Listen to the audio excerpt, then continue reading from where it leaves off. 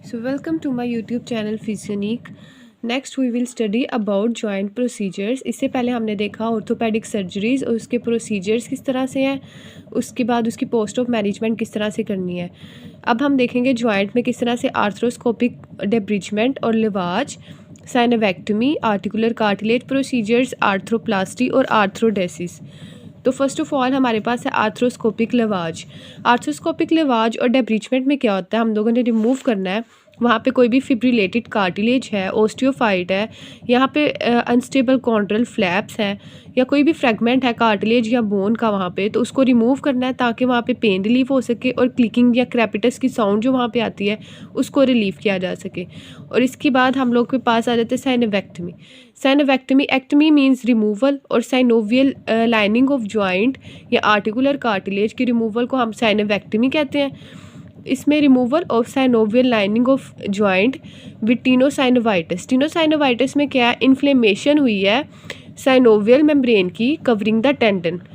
For knee joint, wrist joint, elbow, metacarpophalangeal joint, mostly for rheumatoid arthritis. इसकी management में अगर हम लोग देखें तो सबसे पहले CPM, आपको पता है कि जैसी सर्जरी होती है आप लोग with in 1 to 2 days CPM start कर सकते हो। तो कंटिन्यूस पैसिव मोशन स्टार्ट कर देनी है हमने वहाँ पे। उसके बाद हमने इसे प्रोग्रेस करना है एक्टिव रेंज ऑफ मोशन पे।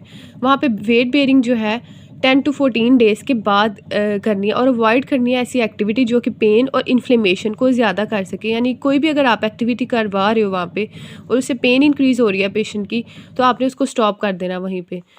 उसके बाद हमारे पास आ जाता है articular cartilage procedure. Articular cartilage procedures में हमारे पास है कि अगर कोई ऑस्टियोकॉन्ड्रल डिफेक्ट है वहाँ पे और उसका साइज़ जो है वो 1.5 सेंटीमीटर स्क्वायर है, तो हमने वहाँ पे क्या करना है कि फीमोरल कॉन्डाइल्स है फॉर एग्जांपल, वहाँ पे लेयन हुई है, वहाँ पे पेन है, बहुत ज़्यादा इन्फ्लेमेशन है, तो सब कॉन्ड्रल ड्रिलिंग के थ्रू वहाँ पे रीसर्फेसिंग करनी है वहाँ पे, और in growth of fibro cartilage वहाँ पे स्टार्ट हो जाएगी।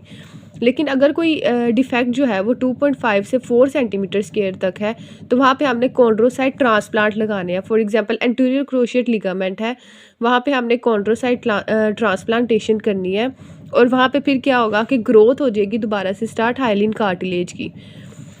उसके बाद हमारे पास आ जाता है थर्ड पे ओस्टियोकॉन्ड्रल ऑटोग्राफ्ट और एलोग्राफ्ट। ये क्या है, bone to bone articular cartilage graft होते हैं जो कि फिट होते हैं इनटू कॉन्ड्रल डिफेक्ट। तो इसमें हमने देखा first of all femoral condyle है, उसकी लेयन हुई है, तो हमने वहाँ पे क्या करना है, सब कॉन्ड्रल ड्रिलिंग करनी है और इन ग्रोथ हो जाएगी वहाँ पे स्टार्ट फाइब्रो कार्टिलेज की। उसके बाद कॉन्ड्रोसाइट ट्रांसप्लांटेशन करवानी है अगर डिफेक्ट जो है 2.5 से 4 सेंटीमीटर स्क्वायर तक है, और वहाँ पे ग्रोथ स्टार्ट हो जाएगी हाइलिन कार्टिलेज की। उसके बाद ओस्टियोकॉन्ड्रल ऑटोग्राफ्ट और एलोग्राफ्ट हम यूज़ कर सकते हैं जो कि bone to bone articular cartilage graft है जो कि फिट कर देते हैं इनटू द कॉन्ड्रल डिफेक्ट। इसमें हम मैनेजमेंट देखें तो CPM विद इन 24 आवर्स और 1 to 2 डेज़ हम स्टार्ट करवा सकते हैं, और वेट बेयरिंग जो है वो हमने विद इन 8 to 9 वीक्स जो है फिर स्टार्ट करवानी है, उससे पहले नहीं करवाएंगे। उसके बाद हमारे पास नेक्स्ट प्रोसीजर है आर्थ्रोप्लास्टी। ये बहुत इंपॉर्टेंट है। आर्थ्रोप्लास्टी में क्या है, एक्सियन या रिजेक्शन ऑफ डिस्टल अल्ना, उसको हम डराज प्रोसीजर कहते हैं, जो कि रेडियो अल्नर जॉइंट के लिए होता है। और हिप के लिए अगर एक्सियन या रिसेक्शन हो तो उसको हम लोग गर्डल स्टोन प्रोसीजर कहते हैं। इसमें क्या सिलिकॉन इम्प्लांट्स जो है वो वहाँ पे लगा दिए जाते हैं। Interposition of carpal metacarpal of thumb, joint replacement for late stage arthritis of femur या ह्यूमरस।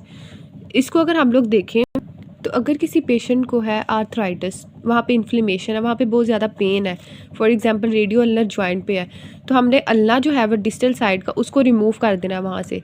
लेकिन इसका डिसएडवांटेज भी है कि वहाँ पे लेग लेंथ डिस्क्रिपेंसी, या फिर जिस साइड को हमने रिमूव किया है फोर आर्म में, तो वहाँ पे जो है वो डिस्क्रिपेंसी ये आ सकती है कि जो रिमूवल वाली साइड है वो छोटी हो जाएगी और जो दूसरी वाली साइड है वो थोड़ी सी बड़ी हो जाएगी। इसकी वजह से ये हो सकता है इम्बैलेंस हो सकता है, या फिर इसकी वजह से क्या है कि पॉसिबल जॉइंट इंस्टेबिलिटी हो सकती है। वहाँ पे जॉइंट इंस्टेबिलिटी कॉज कर सकता है और मसल की वीकनेस कॉज कर सकता है। इंटरपोजिशन में क्या आ जाता है कि पोजीशन आर्थोप्लास्टी के हम लोग अगर रीसर्फेसिंग करनी है तो वहाँ पे सिलिकॉन या मेटल के इम्प्लांट जो है वो प्लेस और उस साइड पे पेन और इन्फ्लेमेशन को डिक्रीज़ कर सकेगा। देन अगर इसके हम लोग मैनेजमेंट में देखें तो इम्प्रूव करना है functional performance in 8 to 12 weeks. उसके बाद लास्ट पे हमारे पास आ जाता है आर्थ्रोडेसिस। आर्थ्रोडेसिस में क्या है कि सर्जिकली फ्यूज़ करना है दो जॉइंट सर्फेसिस को। फॉर एग्जांपल अगर ब्रेकियल प्लेक्सस इंजरी है किसी को तो मोस्टली जो है हमारे पास सर्विकल और लंबर स्पाइन पे होता है, रिस्ट, थंब, एल्बो और फुट जॉइंट पे जो है वो सर्जिकल फ्यूजन होती है जॉइंट सर्फेसिस की। Immobilise for 6 to 12 weeks. इसका मतलब है कि अगर आप लोगों ने वेट बेयरिंग एक्सरसाइजेज करवानी है तो आपने 6 to 12 वीक्स के बाद ही करवानी है। सो आज हमने डिस्कस किए जॉइंट प्रोसीजर्स। इसमें हमारे पास डेब्रिजमेंट और लिवाज है कि जिसमें क्लिकिंग और पेन को रिलीव करने के लिए ओस्टियोफाइट्स या फ्रैगमेंट्स ऑफ कार्टिलेज और बोन है उसको रिमूव किया जाता है।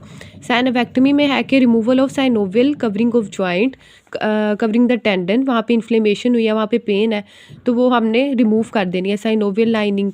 आर्टिकुलर कार्टिलेज प्रोसीजर्स में हमारे पास है कि अगर हमारे पास 1.5 सेंटीमीटर स्क्वायर का डिफेक्ट है, ओस्टियोकॉन्ड्रल डिफेक्ट है फीमोरल कॉन्डाइल में, तो हम लोग वहाँ पे सब कॉन्ड्रल ड्रिलिंग करवा सकते हैं और वहाँ पे फाइब्रो कार्टिलेज की ग्रोथ स्टार्ट हो जाएगी। लेकिन अगर 2.5 to 4 सेंटीमीटर स्क्वायर का डिफेक्ट है तो वहाँ पे हमने कॉन्ड्रोसाइट ट्रांसप्लांटेशन करवानी है, for example anterior cruciate ligament के लिए, और वहाँ पे क्या होगा, growth of hyaline cartilage start हो जाएगी।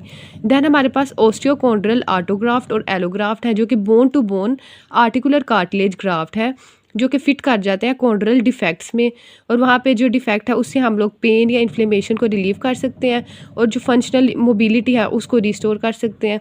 आर्थोप्लास्टी में हमारे पास क्या है कि एक्सिजन या rejection of distal ulna, for example अगर किसी को आर्थराइटिस है of ulnar joint, radio ulnar joint, तो वहाँ पे हम लोगों ने उस पार्ट को रिमूव कर देना है और रीसर्फेसिंग करनी है वहाँ पे with the help of silicone या मेटल के मटेरियल।